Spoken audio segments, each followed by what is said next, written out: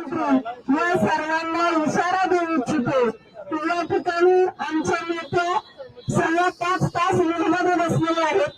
त्यांनी कुठलंही अन्न ग्रहण केलेलं नाही आणि अशा परिस्थितीमध्ये जर त्यांच्या तब्येतीला काही बिघाड झाला तर मात्र आम्ही सर्व राष्ट्रवादीचे कार्यकर्ते आणि सर्व शिवभक्त शांत बसणार नाही.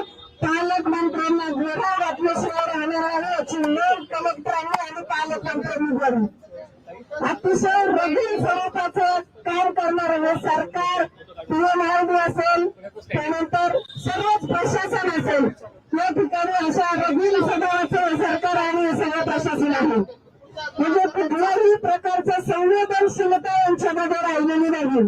सकाळपासून सर्व कार्यकर्ते सर्व महिला आणि आमच्या नेते या ठिकाणी उपोषणासाठी बसलेले आहेत परंतु यांनी कुठलीही नैतिकता दाखवलेली नाही.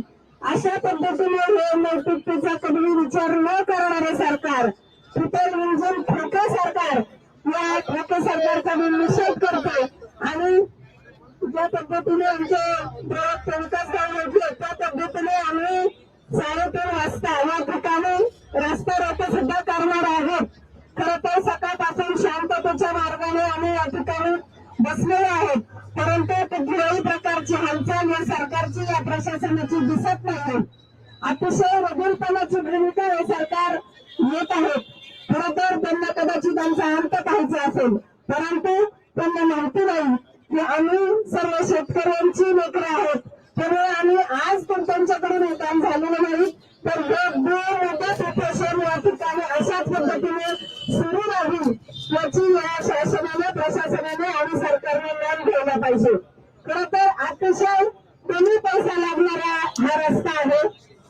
म्हणजे साधारणपणे 1 किलोमीटर पर्यंत बसणारा हा रस्ता आणि काही लाखात रुपये फक्त या त्या ठिकाणी लागणार आहेत परंतु तेवढे देण्याची सुद्धा दानत नाहीये. सर्व शिवभक्तांचा ते अंत पाहत आहेत. फक्त भुवरला मुळशी नाही तर संपूर्ण पुणे जिल्ह्यातून भाविक या ठिकाणी मंदिरामध्ये येत असतात आणि या भाविकांची गैरसोय होते.